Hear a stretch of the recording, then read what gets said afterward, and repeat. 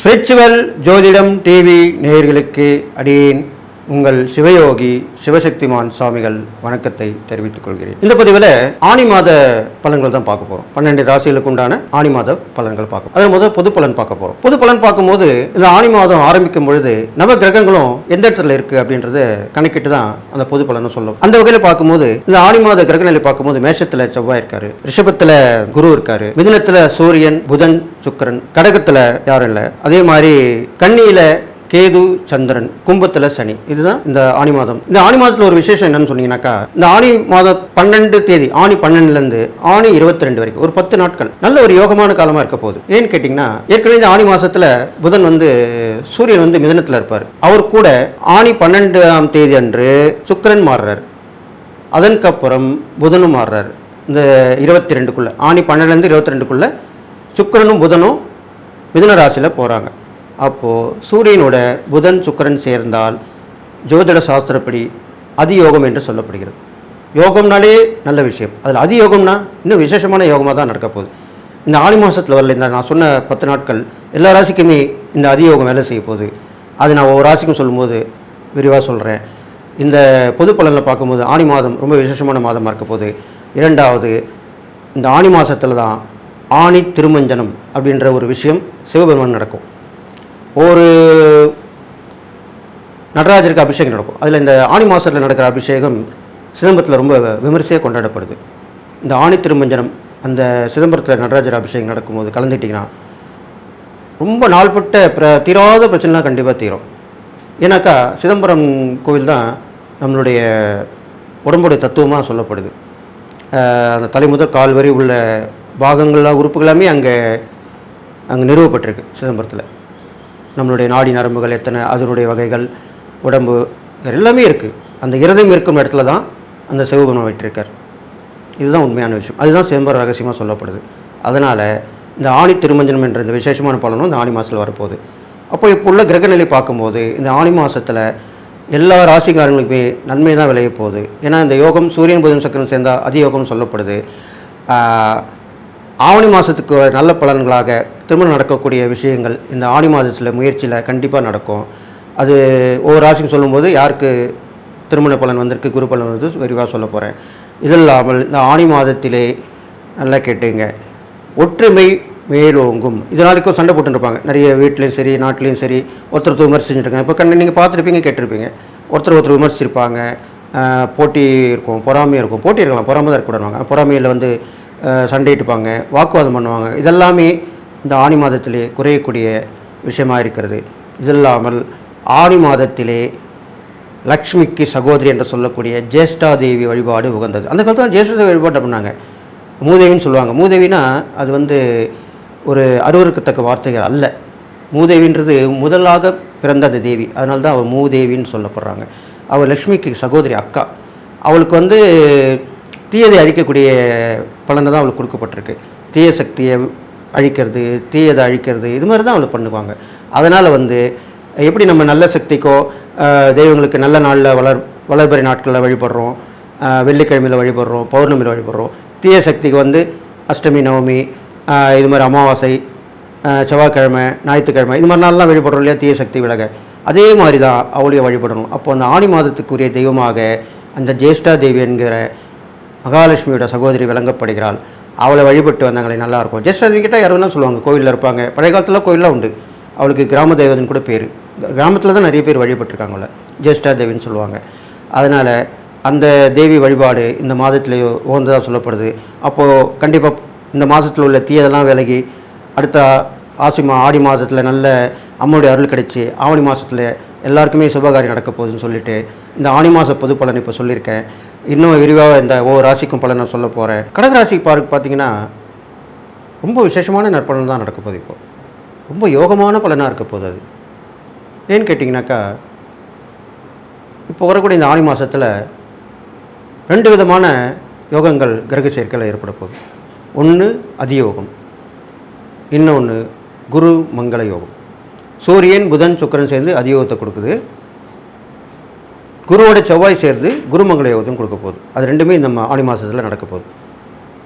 பொதுவாகவே கடகராசிக்காரங்களுக்கு இப்போது உள்ள காலகட்டங்கள் நல்லா தான் இருக்குது. நீங்கள் பார்த்துருப்பீங்க, கேட்டிருப்பீங்க, அனுபவப்பட்டும் வந்திருப்பீங்க.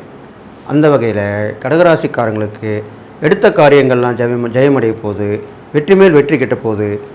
அம்மன் வழிபாடு ரொம்ப உகந்ததாக உங்களுக்கு சொல்லப்படுது. அம்மனை கட்டியாக பிடிச்சிங்க. அது குலதெய்வமாக இருக்கலாம், இஷ்ட தெய்வமாக இருக்கலாம். இது மாதிரிலாம் நீங்கள் வழிபட்டு வரணும். அந்த தெய்வத்தை பிடிச்சிங்க, மூலமந்திரம் கற்றுக்கிட்டு அதை சொல்லிட்டு வாங்க. காயத்ரி சொல்லுங்கள். அந்த தெய்வத்துக்கு பிடித்த நைவேத்தியங்கள் பண்ணி அந்த தெய்வத்துக்குடைய கிழமையில் வணங்கி விளக்கேற்றி வழிபாடு பண்ணிட்டு வாங்க. இதெல்லாம் பண்ணிட்டு வரலாம். அப்போது வெற்றி மேல் வெற்றி கிட்டும். எல்லா காரிய முயற்சியும் வெற்றி பெறும். சகோதர ஸ்தானங்கள் மூலிமா நல்ல உயர்வடைஞ்சு அவங்க மூலிமா உதவிகள் கிடைக்கும். இன்லான்னு சொல்கிறோம் இல்லையா, மாமியார் வீடு, மாமியார் மாமனார், அவங்க மூலிமா உதவி வசல் கண்டிப்பாக கிடைக்கும் உங்களுக்கு. அதுக்கு ஒன்றான பலன் நடக்க போகுது கண்டிப்பாக. இது இல்லாமல் பயணங்கள் அடிக்கடி மாறிக்கிட்டே இருக்க போகுது, அது மூலிமா நல்ல பலன்கள் கிடைக்க போகுது. இதெல்லாமே நடக்கும் உங்களுக்கு. இது இல்லாமல் எதிர்பாராத தன வரவு, பொருள் வரவு, எதிர்பாராத உதவிகள் நீங்கள் செஞ்சுருப்பீங்க முன்னாடி, அவங்க நல்ல நிலைமை இப்போ வந்திருப்பாங்க, அவங்க உங்களுக்கு உதவி பண்ணுவாங்க இப்போது. இதெல்லாமே நடக்கும். இது இல்லாமல் பிரார்த்தனை, வேண்டுதல் நல்லா கேட்டுங்க. கடகராசிக்காரங்களுக்கு ஏதோ ஒரு பிரார்த்தனை, தெய்வ பிரார்த்தனை இருந்தாலும் வேண்டுதல் இருந்தாலும் அது கண்டிப்பாக நிறைவேற்றணும். அந்த தெய்வத்துக்கு போய் அந்த கோவிலில் போய் நீங்கள் என்ன வேண்டிக்கிட்டீங்களோ அதை நிறைவேற்றக்கூடிய காலமாக தான் இந்த மாதம் இருக்க போகுது. அப்போது பரிகாரம்லாம் இதில் பண்ணி அந்த வேண்டுதலை நிறைவேற்றிங்க. இது இல்லாமல் நிறைய அன்னதானங்கள் பண்ணிட்டு வாங்க. அதை ஏற்கனவே உங்களுக்கு தான தர்மங்கள் வகையில் சொல்லியிருக்கேன். அன்னதானத்தோட உடுக்க உடையும் கொடுக்கறது ரொம்ப விசேஷம். வசதி இருந்தால் செஞ்சு கொடுக்கலாம், இதெல்லாம் பண்ணலாம். இது இல்லாமல் அம்மனுடைய வழிபாடு பண்ணிட்டு வந்தால் ரொம்ப விசேஷம் சொல்லப்படுது. அடுத்ததாக பார்த்திங்கனாக்கா உங்களுக்கு தொழில், உத்தியோகத்தில் கண்டிப்பாக கடகராசிக்காரங்களுக்கு இந்த பலன் சொல்லி தான் ஆகணும். ஏன்னா கண்டிப்பாக மாற்றங்கள், அது மூலிமா முன்னேற்றம் கண்டிப்பாக கிடைக்கும். ஒரு டிரான்ஸ்ஃபர் கிடைக்கும், அது மூலிமா ஒரு முன்னேற்றம். உத்தியோக உறவு கண்டிப்பாக கிடைக்கும். இதெல்லாமே கிடைக்கும். தொழில் பண்ணிங்கன்னா அதனோட வருமானங்கள் கூடும், வியாபாரத்தோட வளர்ச்சி ஏற்படும், நிறைய வளர்ச்சி வரும், புதுசாக வாடிக்கையர் வந்து சேருவாங்க. இது மாதிரிலாம் நடக்க போகுது. இது இல்லாமல் உங்களுக்கு வெளியூர் வெளிநாட்டு தொடர்பு கண்டிப்பாக நடக்கும். இந்த ஆனி மாதத்தில் வெளியூர் வெளிநாட்டு தொடர்பு கண்டிப்பாக கிடைக்கும். அவங்க மூலிமா உதவி உத்தேசம் கிடைக்கும். வெளியூருக்கு போயிட்டு வருவீங்க அடிக்கடி, வெளிநாட்டு பயணம் அமையும், இல்லைனா வெளிநாட்டு தொடர்பு மூலிமா நல்ல லாபங்கள் கிடைக்கும். இதெல்லாமே கடகராசிக்காரங்க கிடைக்க போகுது. இதெல்லாம் பண்ணிட்டு வாங்க.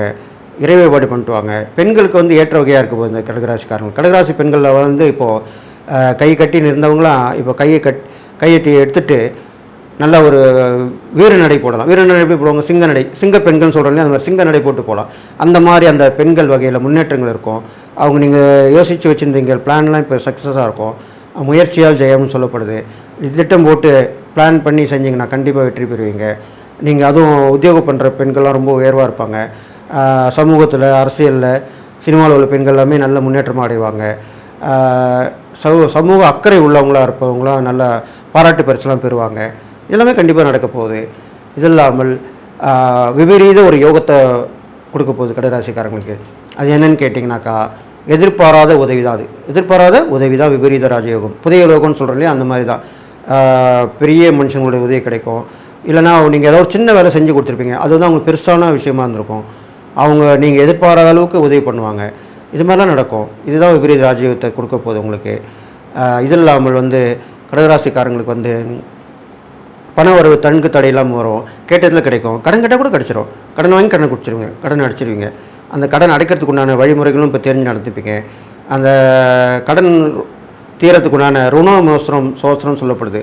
அது வந்து சனிக்கிழமையில் சிவன் கோயில் போயிட்டு அந்த ருணமோசனம் சோத்திரம் சொல்லி சிவனை வழிபட்டு வரலாம்.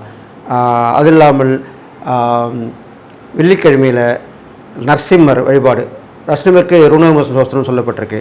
அதுக்குண்டான புக்கு இருக்குது. அது நீங்கள் வாங்கி நரசிம்மர் கோயிலில் போயிட்டு அங்கே சொல்லிட்டு வரலாம். குறைஞ்ச ஒரு 11 தடவை சொல்லணும். அந்த சோத்திரங்களை 11, 21, 54, 108 இப்படி சொல்லிட்டு வரலாம். 108 சொன்னால் ரொம்ப விசேஷம். டெய்லி சொல்லிட்டு வரலாம். இல்லைனா நான் சொல்லக்கூடிய அந்த வெள்ளிக்கிழமையில், சனிக்கிழமையில் இப்படியே சொல்லிட்டு வரலாம். செவ்வாய்க்கிழமையில் சொல்லலாம். செவ்வாய்க்கிழமை இந்த கடன் தீர்க்கறதுக்கு ரொம்ப உகந்த நாளாக சொல்லப்படுது. அதனால் அது மாதிரிலாம் சொல்லிட்டு வரலாம், பண்ணிட்டு வரலாம். கண்டிப்பாக கடன் தீரும், வழக்கு ஜெயமாகும். வழக்குகளாக இருந்தால் சீக்கிரமாக முடியாது, உடல் ஆரோக்கியமாக இருக்கும். டக்குன்னு நீங்களே மருத்துவ பரிசோதனை பண்ணி அதை சரி பண்ணி க்யூர் பண்ணிப்பீங்க. அது வந்து தீர்க்கப்படும். நல்ல ஆரோக்கியமான உடல்நிலை தான் உங்களுக்கு இருக்க போகுது. இது இல்லாமல் குடும்பத்தில் நல்ல குதூகலமான போக்கு தர போகுது. எல்லாம் ஒற்றுமையாக இருக்க போகிறீங்க. நிறைய இடங்கள்லாம் போகிறதுக்கு பிளான் பண்ணி வச்சுருப்பீங்க. அப்போது அதெல்லாம் இப்போ நடக்கும். நிறைய இடங்களுக்கு போயிட்டு வருவீங்க. வெளியூர் பயணம் அமையும், சுற்றுலா பயணங்கள் அமையும், ஆன்மீக சுற்றுலாவாக இருக்கலாம், கேளிக்கை சுற்றுலாவாக இருக்கலாம், எல்லாமே அமையும். இந்த மாதிரி விஷயங்கள் வேணால் நடக்க போகுது. நல்ல விஷயம் தான் நடக்க போகுது. கெட்ட விஷயங்கள் அவ்வளோ நடக்காது. கெட்ட விஷயம் நடக்கணும்னா கொஞ்சம் பெண்கள் விஷயத்தில் கொஞ்சம் ஜாக்கிரதையாக இருக்கணும். அவமானப்படக்கூடிய சூழ்நிலை வரத்துக்கு வாய்ப்பு இருக்குது. அதனால் எல்லா பெண்களையும் ஒரே மாதிரி நினைக்கக்கூடாது. உறவுகள் நட்புகள் முறையில் கொஞ்சம் ஜாக்கிரதையாக இருந்து பழகிட்டு வரணும். அது இல்லாமல் பயணங்கள் மூலிமா பொருட்கள் களவாடப்படும். அது கொஞ்சம் ஜாக்கிரதையாக இருந்துக்கணும். உடல் நலமும் கொஞ்சம் சரியில்லாமல் போகும். அதுக்கும் கொஞ்சம் ஜாக்கிரதையாக இருந்து பார்த்துக்கணும். எச்சரிக்கையாக இருக்கணும். முன் யோசனையாக இருக்கணும், முன்னெச்சரிக்கையாக இருக்கணும். அவ்வளோதான். இது மாதிரி இருந்துட்டினாலே இந்த கடகராசிக்காரங்களுக்கு இந்த ஆடி மாத கிரகநிலை பார்க்கும்போது கண்டிப்பாக நல்லதாக நடக்க போகுது. எல்லா பிரச்சனையும் தீரப்போகுது. இது நாள் வரைக்கும் இருந்த பிரச்சனை எல்லாமே முடிவுக்கு வரக்கூடிய மாதமாக இந்த மாதம் விளங்க போகுது அப்படின்னு சொல்லிட்டு கிரக சூழல் நல்லா தான் இருக்குது எல்லாருக்கும். உங்களுக்கு குருவும் நல்லா மாறிட்டார், நல்ல பொசிஷனில் இருக்கார். அதனால் குரு பலனும் இருக்குது, குரு பார்வையும் இருக்குது, எல்லாமே இருக்குது உங்களுக்கு. அதனால் எங்கும் எதிலும் வெற்றி அப்படின்னு தான் சொல்லக்கூடிய அம்சமாக அந்த கடகராசிக்காரங்க விளங்குறாங்க. நீங்கள் செய்யக்கூடிய இறை வழிபாடுன்னு பார்க்கும்போது உக்கிர தெய்வங்களான அந்த அம்மன் தெய்வங்கள் அங்காள பரமேஸ்வரி, வாராகி, காளி, இது மாதிரிலாம் வழிபட்டு, துர்க்கை, இவங்களாம் வழிபட்டு வரலாம். இது இல்லாமல் பெருமாள், படுத்துன்னு இருக்க பெருமாள், நல்லா கேட்டுங்க, சைன பெருமாள்னு சொல்லுவாங்க. வைகுண்ட பெருமாள், சைன பெருமாள் இப்படிலாம் சொல்லப்படுது. இந்த பெருமாளை வழிபட்டு வரலாம். கடற்கரை ஓரமுள்ள தெய்வங்களை வழிபட்டு வரலாம். பொதுவாக முருகர் வழிபாடு ரொம்ப வந்து சொல்லப்படுது. அந்த எல்லாமல்ல எம்பெருமான் முருகப்பெருமானை வணங்கிட்டு வரலாம். சஷ்டி கவசம் படிக்கலாம், அபிராமி இருந்தாச்சு படிச்சுட்டு வரலாம், சிவபுராணம் பாடிட்டு வரலாம், இதெல்லாம் செஞ்சுட்டு வரலாம். இதெல்லாம் செஞ்சுட்டு வந்தீங்கனாலே பொதுவாகவே கடகராசிக்காரங்களுக்கு ஆன்மீக ஈடுபாடு கண்டிப்பாக இருக்கும். அதை நீங்கள் இன்னும் கொஞ்சம் அதிகரித்து நடந்துக்கிட்டிங்கன்னா கண்டிப்பாக நல்ல நிலைமைக்கு வருவீங்க. சமூக அக்கறை உள்ளவங்களாக தான் நீங்கள் விளங்கப்படுறீங்க. அதனால் சமூகத்தில் உங்களுக்கு நல்ல மதிப்பு மரியாதைலாம் ஏற்பட போகுது. நல்ல அந்தஸ்தெல்லாம் உயர்வான நிலைமைக்கு உங்களுக்கு வரப்போகுது. தானதர்மம் பார்க்கும்போது நீங்கள் வெண்மை நிறமுள்ள சாதங்கள், தயிர் சாதம், பால் சாதம், அது இல்லாமல் பச்சை நிறமுள்ள நிறங்கள் கொண்ட துணி வகைகள் இதெல்லாமே தானம் பண்ணலாம், தான தர்மம் பண்ணிட்டு வரலாம். இது இல்லாமல் கடைசியாக ஒன்று சொல்கிறேன் கேட்டுங்க. அதாவது அம்மன், தவம் இருக்கிற அம்மன். இப்போது பொதுவாட்டுன்னா காமாட்சி வந்து தவக்கோலத்தில் இருப்பாள் மாங்காடில். அந்த மாதிரி விசாரிக்கணும். அந்த தவக்கோலத்தில் உள்ள அம்மனை வழிபட்டு வந்திருக்கனால உங்களுக்கு வெற்றி மேல் வெற்றி கிடைக்க போகுது. நீங்கள் எல்லா நாளும் பெற்று வாழ்ப்புன்னு சொல்லி வாழ்த்தி விடைபெறுகிறேன்.